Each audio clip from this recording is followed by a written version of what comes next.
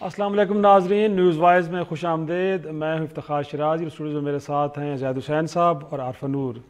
ناظرین، پاکستان کے وزیر خارجہ شاہ محمود قریشی صاحب کے اقوام متحدہ کی جنرل اسمبلی سے خطاب کے بعد کم از کم کہہ سکتے ہیں کہ 3 باتیں بڑی واضح طور پہ نظر آ رہی ہیں۔ ایک تو یہ کہ پاکستان خطے میں عدم استحکام اور ساک جیسے فورم کے جو غیر فعال ہونے کا ذمہ دار ہے وہ بھارت کو سمجھتا ہے، اور دوسری بات یہ کہ پاکستان اسلحہ اور ہتھیاروں کی دوڑ میں بھی کمی کے لیے تیار ہے، لیکن شرط یہ عائد کی گئی ہے کہ اگر بھارت بھی ایسا کرے تو پاکستان اس معاملے پہ آگے بڑھے گا۔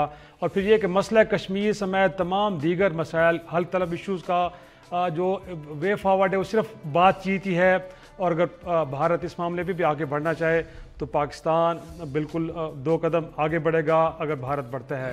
پاکستانی وزیر خارجہ کی طرف سے بطور خاص اردو زبان میں کیے گئے جو خطاب ہے، پہلی بار لگتا یہ ہے کہ پاکستان کے کسی بھی رہنما نے اتنے بڑے فورم سے اردو میں خطاب کیا ہے، تو یہ ایک بڑی اس کی بھی اپنی ایک سگنیفیکنس ہے، اور ساتھ میں یہ کہ جو بھارت کو ریاستی دہشت گردی کا ذمہ دار قرار دیا گیا، میرے خیال میں پاکستان کے کسی رہنما کی طرف سے اس فورم پہ اس طرح کی گفتگو بھی یقینی طور پہ ہمیں پہلی دفعہ سنی ہے۔ ساتھ میں پاکستان نے یہ بھی کہا ہے کہ افغانستان کے مسئلے کے لیے جو پرخلوص کوششیں جاری ہیں پاکستان کی طرف سے وہ جاری رہیں گی، اور اس میں پاکستان اپنا حصہ ڈالتا رہے گا۔ اس تقریر کے بعد ہم کیا سمجھیں کہ کیا واقعی اب بھارت کہیں مذاکرات کی ٹیبل پہ آنا چاہ رہا ہے یا آئے گا کہ نہیں، اور ساتھ میں یہ کہ یا پھر مودی سرکار، کیونکہ اگلے سال وہاں پہ انتخابات ہو رہے ہیں اور پاکستان سے ڈسٹینس ہی رہے گی اور اپنا تمام فوکس جو ہے وہ انٹرنل معاملات پر بخصوص اپنی انتخابی کمپین پہ لگائے گی۔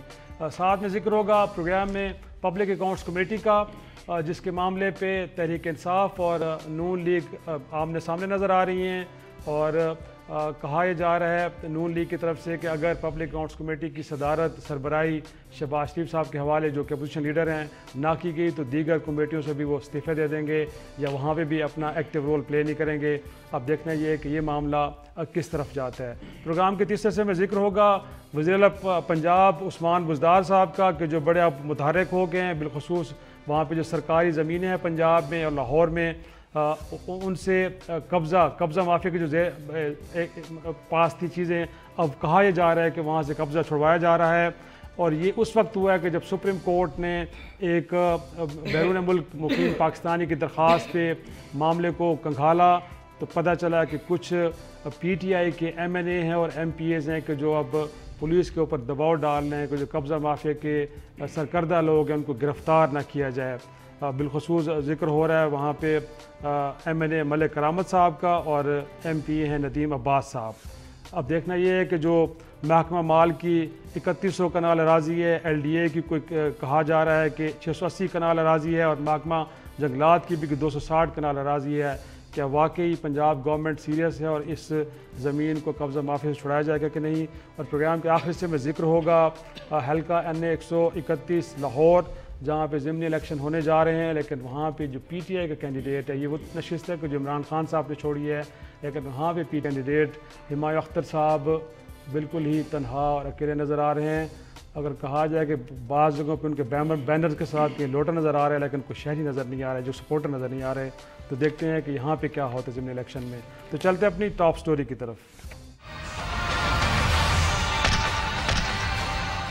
پاکستان کو ہر دم سامنا ہے ریاستی دہشت گردی اور انتشار کا، جو ہمارے مشرقی ہمسائے کی مکمل پشت پناہی پر کی جا رہی ہے۔ مسئلہ جموں کشمیر کا حل نہ ہونا خطے میں پائیدار امن کی راہ میں سب سے بڑی رکاوٹ ہے۔ انہوں نے ایسے ڈاک ٹکٹوں کا عذر بنایا جن کا اجرا مہینوں پہلے ہوا تھا، جو ایک کشمیری سرگرم کارکن اور پیلٹ گن کے متاثرین کی قربانیوں کی عکاسی تھی۔ کلبھوشن یادیو کی موجودگی پاکستان کی سرزمین پر دہشت گردی کی مالی معاونت اور منصوبہ بندی کی۔ شو میں پھر خوش آمدید۔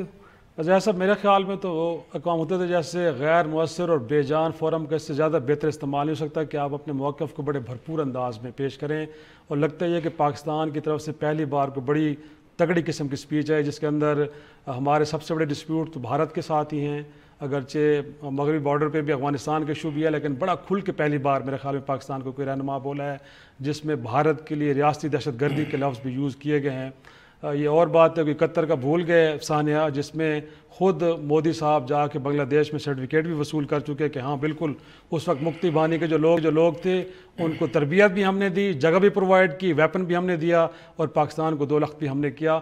لیکن کم از کم آج کے دن ہم یہ تو کہہ سکتے ہیں کہ اگر اس فورم کا استعمال ہوا تو بڑے اچھے طریقے سے ہوا ہے کہ جو آپ کا پوائنٹ آف ویو تھا بڑے بھرپور انداز میں آپ نے پیش کر دیا. یہ تو نہیں کہہ سکتے ہیں کہ اقوام متحدہ کا فورم جو بالکل ہی بے اثر ہے, باوجود سر 70 سال ہو گئے ہیں سر, ابھی تک کشمیر کا مسئلہ ویسے پڑا ہے. بات یہ کہ بہت سے مسائل رہ گئے ہیں, لیکن اگر یہ تنظیم نہ ہوتی تو جو ہے دنیا میں صورتحال اور زیادہ خراب ہوتی. ایک حد تک فورم ہے اور عالمی جنگیں ہوتی ہیں آپ کے خیال میں؟ نہیں, جنگ تو نہیں ہوتی, لیکن یہ کہ بہت سارے تنازعات جو ہیں وہاں پہ ڈسکس بھی ہوتے ہیں اور بہت زیادہ جو ہے ضروری نہیں ہے کہ سارے چیزیں حل ہو جاتی ہیں, لیکن روک تھام بھی ہوتی ہے کئی چیزوں کی. خیر, اصل بات یہ ہے کہ یہ جو ہے تقریر جو تھی, میں نہیں سمجھتا ہوں کہ پہلی دفعہ اس قسم کی بات ہوئی.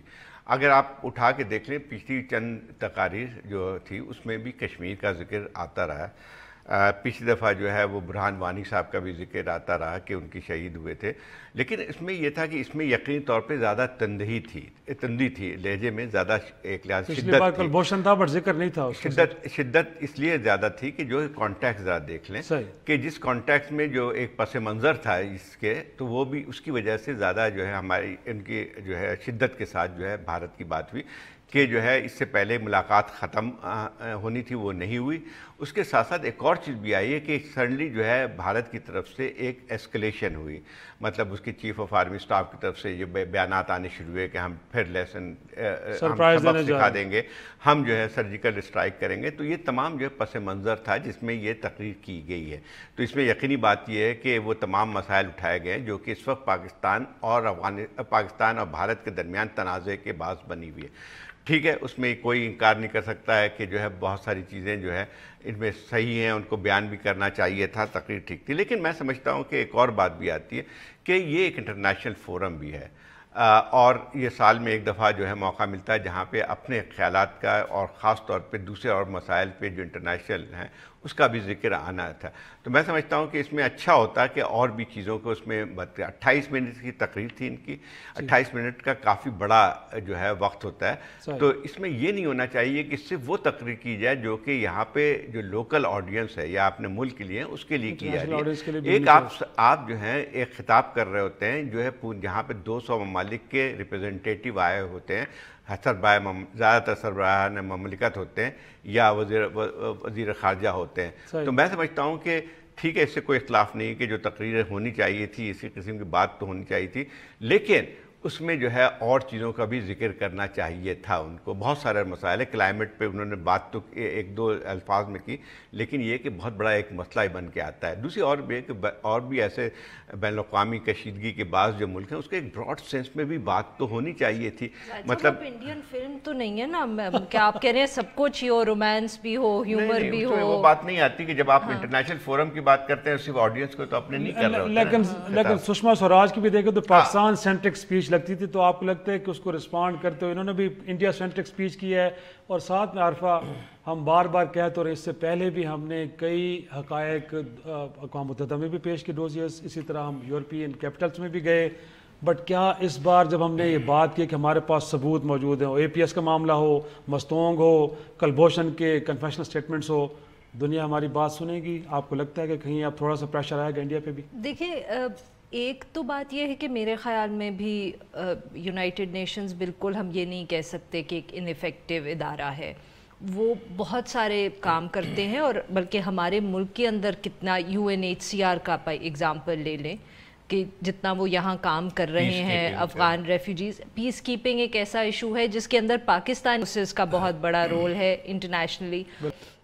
اور میرے کہنے کا مقصد یہ کہ اس کانٹیکسٹ میں بات تو سن لینا, کانٹیکسٹ یہ ہے کہ ہم پاکستان اور انڈیا کو اور UN میں کچھ نظر نہیں آتا کہ ہر سال جنرل اسمبلی میں جا کے دو سپوائلڈ بریٹس کی طرح ایک دوسرے پہ الزامات لگا کے روک کر ہم واپس آ جاتے ہیں اور پھر اس کی وجہ سے ڈومیسٹک آڈینس کو یہ میسج دے دیتے ہیں کہ یہ UN جو ہے ایک انیفیکٹو آرگنائزیشن ہے.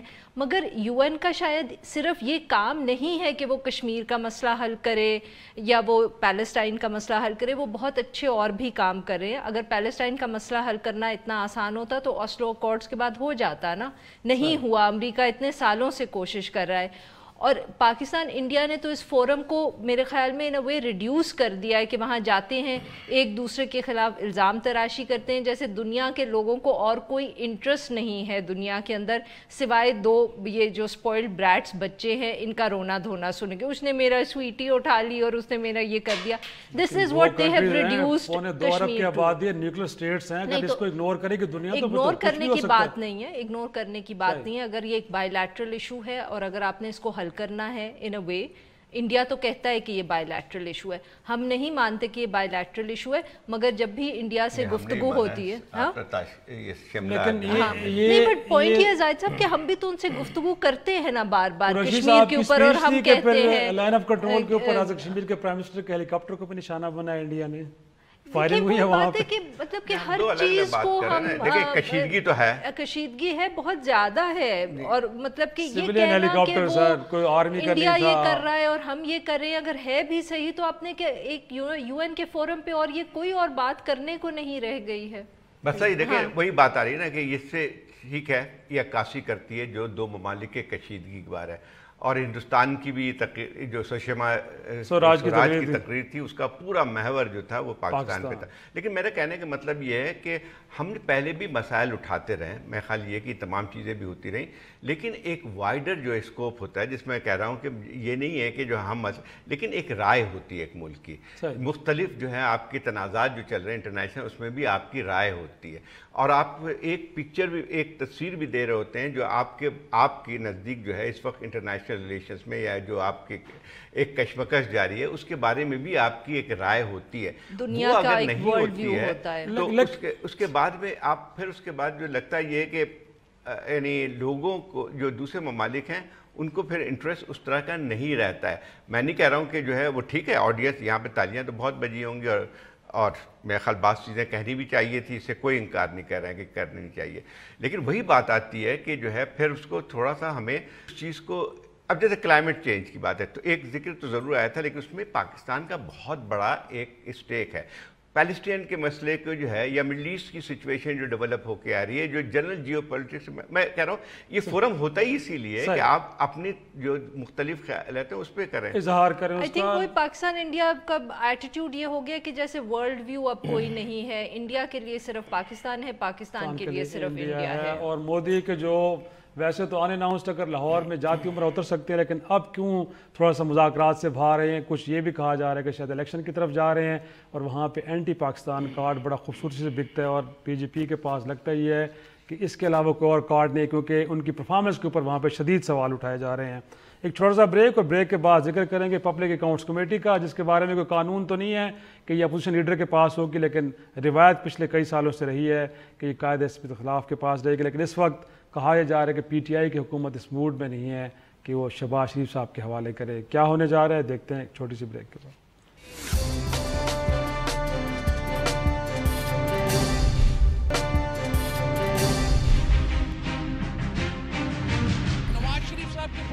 شہباز شریف کو آپ بٹھا دیں گے آڈٹ کرنے, تو یہ تو آپ نے بلے کو دودھ کی رکھوالی بٹھا دیا.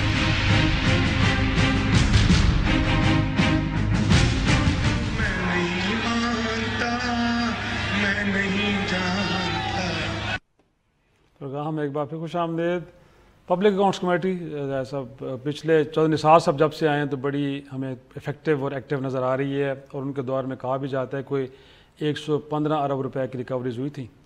اگرچہ دیکھا جائے تو اس کے بعد خورشید شاہ صاحب ہیں تو کوئی 40-45 ارب کی, اور ان کے بارے میں بھی ایک اعتراض ہے. ذرا یہ کہتے ہیں کہ جو پیپلز پارٹی کے دور ان کی حکومت کے کچھ آڈٹ پیراز تھے ان کے معاملے پہ وہ ذرا آنکھیں بند کر لیا کرتے تھے.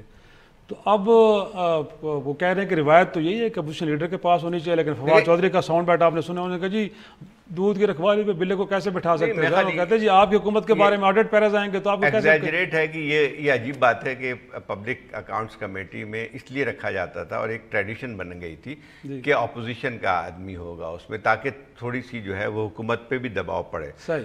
تو اس میں کوئی حرج کی بات، وہ جو بات کرتے ہیں کہ بلے دودھ کی رکھوالی پہ بلا، تو اس کی وہ کوئی جو ہے وہ یعنی کوئی اس کے ہاتھ میں کوئی اس طرح کی تو نہیں ہے چیزیں کہ جو ہے وہ تمام چیزوں کا فیصلہ کرتے رہیں گے. ایک تو یہ بات ہوئی، دوسرے یہ کہ اچھی روایت تھی، میں سمجھتا ہوں کہ اس میں کوئی بری چیز نہیں. چودھری نثار صاحب لیڈر آف دا اپوزیشن اس زمانے میں تھے تو ان کے حق میں آئی. خورشید شاہ جب لیڈر آف دا اپوزیشن بنے تو ان کی ایک دفعہ چند بھی ایک تھوڑے عرصے جب وہ استعفیٰ دے کے چلے گئے تھے اپنا نثار صاحب ان کو لے کے آئے تھے، تب پی ایم ایل این کو اپنی یہ روایت یاد نہیں آئی جب رس کے چلے گئے نثار علی خان اور بن گئے حکومت کے ندیم افضل چند. لیکن فواد چودھری کا نقطہ تو ویسے تھوڑا سا غور طلب ہے نا کہ پچھلی حکومت کے آڈٹ پیراز آئیں گے جو 5 سال نون لے کے گزارے ہیں، آپ کے سامنے آئیں گے تو آپ تو چپ کر کے تو نیچے رکھ دیں گے ٹیبل کے، جی بس رہنے دیں. لیکن صرف اس میں کمیٹی پوری ہوتی ہے نا. دیکھیں اس میں 2-3 چیزیں ہیں نا کہ ایک تو یہ چارٹر آف ڈیموکریسی کے اندر طے ہوا تھا کہ پی ایس سی کی جو چیئر ہوگی وہ اپوزیشن کو دی جائے گی. جیسے زاہد صاحب نے کہا ایک اچھی روایت ہے، مگر ساتھ میں کانفلکٹ آف انٹرسٹ کو بھی ہمیں دیکھنا چاہیے کہ کیسے آپ کر سکتے ہیں. مگر اس کے اندر ساتھ ساتھ جو تیسرا ایشو جو میرے دماغ میں سوال آتا ہے وہ یہ ہے کہ کیا پی ایس سی کے اندر چیئرمین شپ اتنی اہم ہے کہ صرف وہ جو انسان اس کرسی پہ بیٹھا ہوگا اس کے ہونے یا نہ ہونے سے سارا پروسیس اکاؤنٹیبلٹی کا متاثر ہو جاتا ہے. یہ وہی بات ہے جو ہم بار بار کرتے ہیں کہ نیب برا نہیں ہے، نیب کا ایک چیئرپرسن آتا ہے تو نیب کی جو ہے وہ بالکل کہانی تبدیل ہو جاتی ہے، دوسرا کوئی آتا ہے تو وہ کسی اور سمت میں چل پڑتے ہیں. تو اس کا تو پھر وہی مطلب ہے کہ پی ایس سی کی ایز سچ کوئی انسٹیٹیوشنل ویلیو نہیں ہے. اس کے اندر جو اپوزیشن لیڈر بیٹھے گا اور اس کے سامنے جو پیرے آئیں گے اس کے مطابق کام چلے گا. نثار علی خان صاحب نے بہت شور ڈالا پی ایس سی میں، کیونکہ ایک تو let's keep in mind the fact we can't forget کہ ان کی ایک پرسنالٹی بھی ایسی ہے. وہ جب اپوزیشن لیڈر بھی تھے یا وہ جب انٹیریئر منسٹر بھی تھے تو وہ پوزیشن اتنی اہم نہیں تھی جو نثار علی خان صاحب اس کے اندر جس طرح تقریریں کرتے ہیں یا پریس کانفرنسز کرتے ہیں. I don't think we should assume کہ پی ایس سی صرف تب افیکٹو رہتی ہے یا نہیں افیکٹو رہتی جب چیئر پرسن اس کا جو ہے وہ اپوزیشن سے آتا ہے. We really need to do something committee ہوتی ہے. دوسری ایک اور بات بھی ہے کہ ٹھیک ہے چیئرمین کے پاس اختیارات ہوتے ہیں اس میں کوئی، لیکن مسئلہ یہ تھا کہ اس کا کام کیا ہے. جو آڈٹ رپورٹس آتی ہیں مختلف چیزوں کے بارے میں اس کے متعلق ڈسکس کر کے آپ جو ہیں اس پہ کارروائی بھی کرتے ہیں. لیکن یہ کہنا کہ وہ جو ہے وہ کہ بالکل ہی جو ہے پھر ناکارہ ہو جائے گی وہ تو غلط بات ہوتی ہے نا کہ کمیٹی کے اور بھی اراکین ان پہ پریشر بھی پڑتا ہے. اور اس کے ساتھ ساتھ ہمارے ہاں اب مسئلہ یہ آتا ہے کہ آپ پارلیمنٹ سے باہر تو نہیں جا سکتے ہیں نا. جو لوگ ہیں آپ کے تو آپ لوگوں میں سے ہوتا ہے اور پھر اس کے بعد لوگوں پہ الزامات بھی ہوتے ہیں اور اس کے ساتھ ساتھ لیکن یہ پروسیس ہوتا ہے جس کو آپ کو جاری رکھنا پڑے گا. آپ فرض کیجئے جو آپ نے کر لیا کہ نہیں بننے دیں گے، اس کا نتیجہ کیا ہوگا؟ سمپل سی بات ہے کہ ذرا اسے طے کر لیں کہ جو ہے وہ پیپلز پارٹی نے بھی کہا ہے کہ ہم اس کی تائید کرتے ہیں کہ وہ جو ہے ایک روایت اچھی بنی تو اس کو جاری رہنا چاہیے. تو ایک اسٹائلمیٹ سے جو کریٹ کریں گے اس کا نتیجہ کیا ہوگا؟ دوسری بات یہ ہے کہ یہ تمام چیزوں کا فیصلہ نہیں کرتی ہے P S C. P S C کے پاس جو گورنمنٹ کے آڈٹ رپورٹس آتی ہیں آڈٹ رپورٹس آتے ہیں اور وہ آڈٹ رپورٹس بھی مطلب کہ ہم تو اس طرح اس وقت بہیو کر رہے ہیں کہ جیسے جو پی ایس سی کا چیئرپرسن ہے وہ سارے خود کرتا ہے. آپ مجھے بتائیں کہ جو این آئی سی ایل کا اسکینڈل تھا جب وہ پی ایس سی میں کہیں پہنچنے لگا تو جنرل کیانی نے کہا ہم واپس لے رہے ہیں. اس کے بعد مجھے بتائیں کہ وہ پی ایس سی کدھر گئی. یا اگر اسحاق ڈار صاحب جیسے ہی پاور میں آئے تھے ایز فائنانس منسٹر انہوں نے جو سرکولر ڈیٹ کی پیمنٹ کروائی تھی کدھر گیا؟ اس کا آڈٹ ہو پایا؟ اس سے کوئی فرق پڑا؟ وہ ریکور ہوئے پیسے؟ میرا نقطہ تو یہ ہے کہ آپ کے اتنے ارکان آپ کے ہوں گے حکومت کے جتنے کے اپوزیشن کے ہیں، تو اگر کسی چیز کو وہ ایڈریس نہیں کرنا چاہ رہے تو آپ کے پاس تو بڑا اچھا موقع ہے کہ آپ پوائنٹ آؤٹ کیجئے گا کہ جب چیئرمین ان معاملات کے اوپر بالکل ڈھیلے پڑے ہوئے ہیں. وجہ یہ کہ آپ کہہ رہے ہیں کہ نہیں چیئرمین شپ ہمارے پاس ہوگی تب ہے. دھاندلی کے معاملے پہ کمیشن بنے بھی تو آپ کہتے ہیں کہ ہمارے پاس چیئرمین شپ رہنی چاہیے. پی ایس سی کی چیئرمین شپ بھی اپنے پاس رکھنا چاہ رہے ہیں. ایک اور بھی مسئلہ آتا ہے پبلک اکاؤنٹس کمیٹی. اس کا مطلب یہ ہے کہ جو گورنمنٹ کے اخراجات ہوتے ہیں اس کی اسکروٹنی کرتی ہیں. جہاں ان کو آڈٹ رپورٹ میں کوئی خرابی نظر آتی ہے تو آپ ان کو بلا لیتے ہیں. لیکن جو کرپشن کی اوور آل جو انویسٹیگیشن ہے اس کا کام نہیں ہوتا ہے, بلکہ آپ کے جو دوسرے ادارے بنے ہوئے ہیں ان کا کام ہوتا ہے اس چیز پہ. تو یہ نہیں ہے کہ پی ایس سی کوئی چاہے تو کسی کے مقدمات جو ہیں وہ ختم کروا سکتی, وہ تو نہیں ہوگا لے کے. تو میرے خیال یہ ہے کہ تھوڑا سا کہیں نہ کہیں جو ہے ہمیں, اور ٹھیک ہے مطلب ہر چیز جو ہے پرفیکٹ نہیں ہوگی, بہت سارے اعتراضات ہو سکتے ہیں, آپ پہ بھی اعتراضات ہو سکتے ہیں, لیکن جو چیزیں اگر آپ اس کو ہر چیز کو توڑ پھوڑ دیں گے تو اس کے بعد پھر نتیجہ یہ ہوگا کہ آپ پارلیمنٹ صحیح طور پہ چل بھی نہیں پائے گی. اور اس کے اندر آئی تھنک تھوڑا سا یہ بھی ایشو دیکھنے کا ہے کہ وہی بات کہ ایک تو پی ایس سی کو ہمیں اتنا زیادہ کوئی مطلب کہ ایف آئی اے کی طرح نہیں بنا دینا چاہیے جس طرح جس طرح گفتگو اس وقت ہو رہی ہے نا, وہ اس سے لگ رہا ہے کہ جیسے اتنا کروشل وہ ایشو ہے.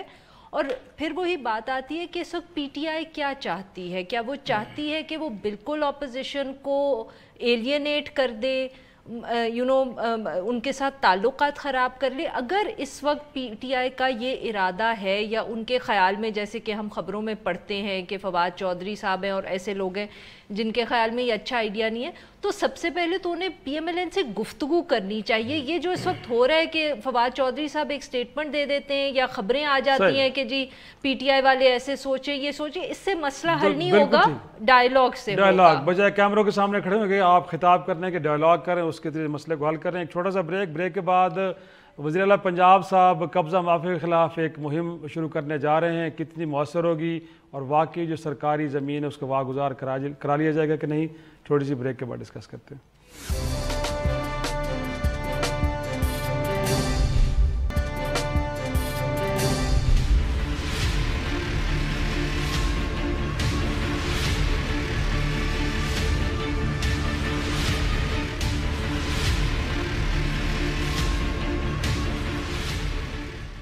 Welcome back.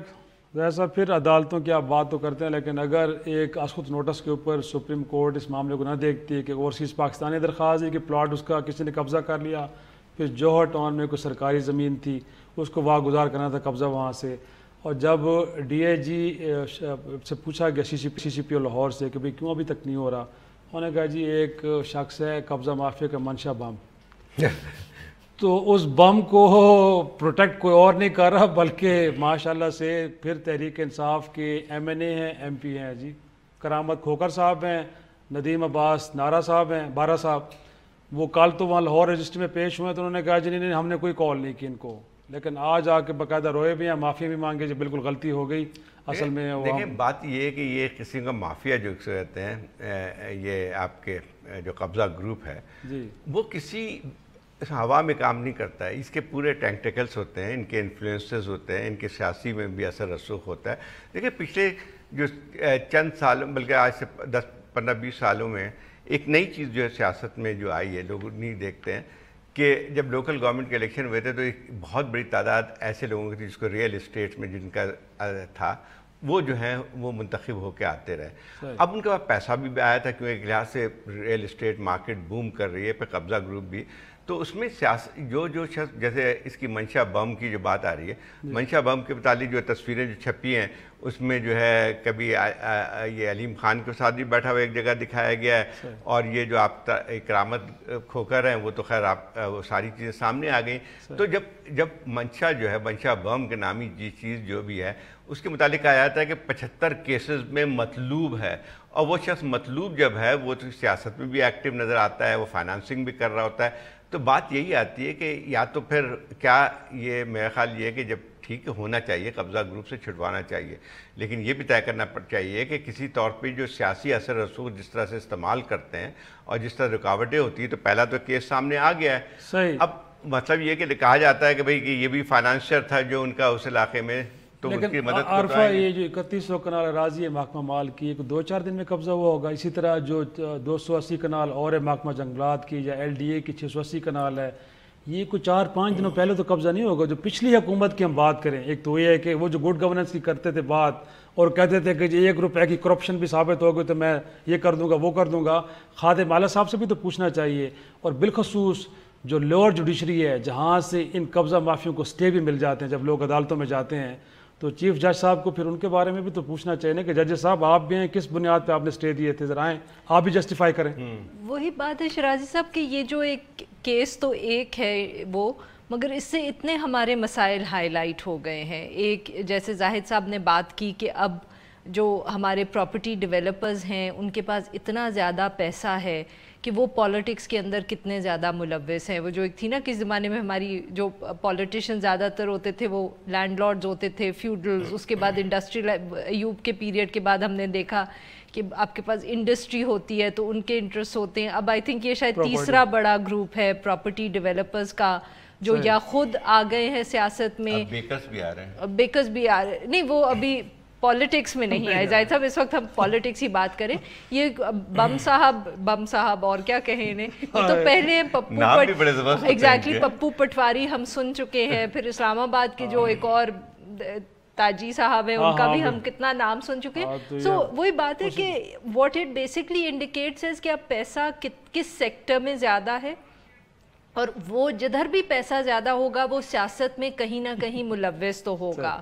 اور بہت ایز آئی سیڈ کہ پراپرٹی کے کیس میں ہوتا ہے. دوسرا ایشو اس کے اندر وہی ہے جو آپ نے بات کی کہ انکروچمنٹ, اور انکروچمنٹ ہر اسٹیٹ لینڈ پہ بھی ہوتی ہے اور کئی دفعے لوگوں کی انڈیویجول قبضہ بھی ہوتا ہے. اب ہم نے اگلے دن بھی ڈسکس کیا تھا کہ آپ کسی بھی شہر کے اندر پراپرٹی ڈیولپرز کے دیکھ لیں کہ ان کے خلاف کس قسم کے کیسز نہیں, پرچے نہیں ہوئے ہوتے.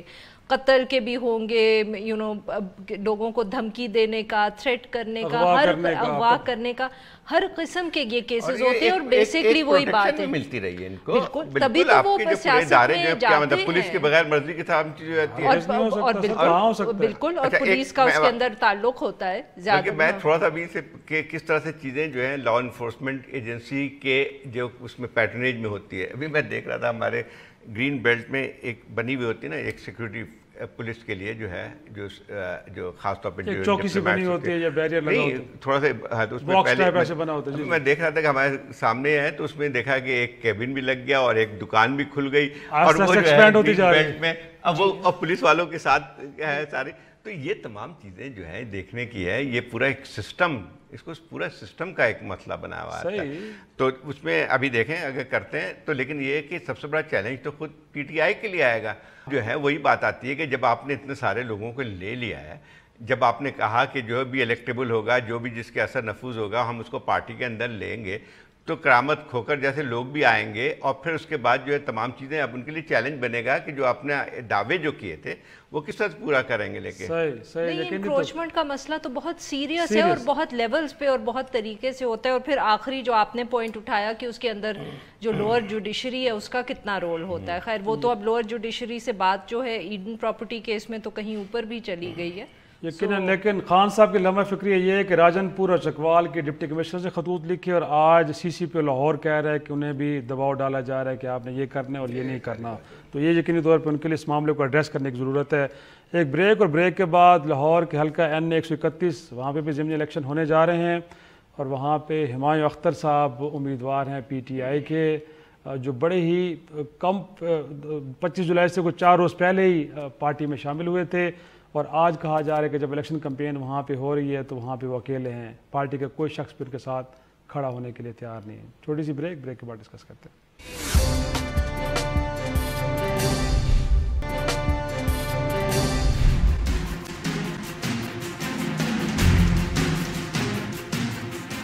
لگاتار لوگوں کو پین ڈاؤن کیا جا رہا ہے, سول سروینٹس کو رگڑا لگایا جا رہا ہے. الیکشن لڑیں, بدلہ نہ لیں. یہ پیغام عمران خان صاحب کے لیے بھی ہے اور میرے مد مقابل امیدوار کے لیے بھی ہے. جو مہینہ پہلے میری پارٹی میں تھا اس وقت ہم سونے کے بنے ہوئے تھے, آج ہم پیتل کے ہو گئے, ٹکٹ نہیں ملا. تو سب یہ چاہتے ہیں اگر کہ واقعی ووٹ کے ذریعے فیصلہ ہو تو ووٹ کے فیصلے کو ہونے دینا چاہیے.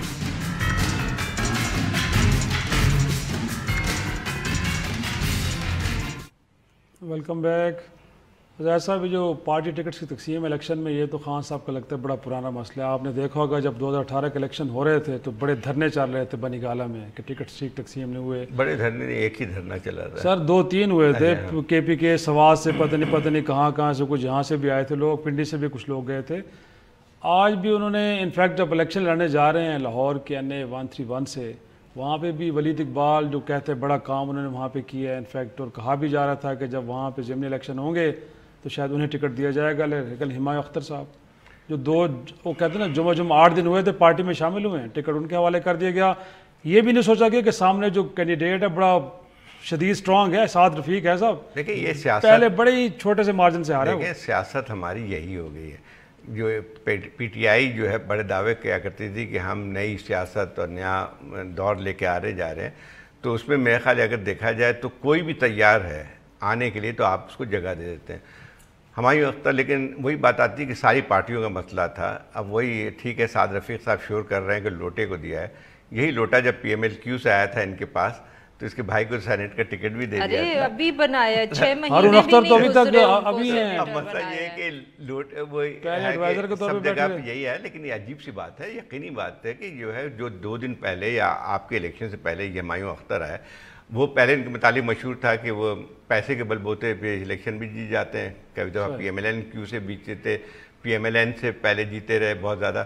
تو یہ تمام چیزیں جو ہماری سیاست میں وہی بات کرتا ہوں بار بار کہ جو ہے ہم چاہے جو بھی ہو، چاہے کوئی بھی، چاہے ملٹری گورنمنٹ آتی ہے چاہے سویلین گورنمنٹ آتی ہے، پاور جو ہے وہی جو ہے اس سے باہر نہیں نکلتا ہے. ایک جو گروپ کے یا جس کو سیاستدانوں کا کہہ لیں یا فیملیز کو کہہ لیں، وہ اس سے باہر نہیں نکل پاتا ہے. اور یہی بات آتی ہے کہ جو تبدیلی جس کو ہم کہتے ہیں وہ کبھی بھی پوری طرح نہیں آ پاتی ہے. اب اس میں اٹھا کے دیکھ لیں تو خیر پرانی بات ہو گئی، کتنے وزیر کس میں تھے آئے تھے کس پارٹی سے، لیکن ہر پارٹی میں ہوتا ہے. جیسے اب PMLN کی بات، PMLN والے پوائنٹ آؤٹ کرتے ہیں کہ یہ پوری مشرف کی گورنمنٹ ہے. ٹھیک ہے، اس میں زیادہ تر لوگ ہیں، لیکن تھوڑا سا لوگ بھول جاتے ہیں کہ PMLN کی گورنمنٹ میں کتنے مشرف کے لوگ تھے.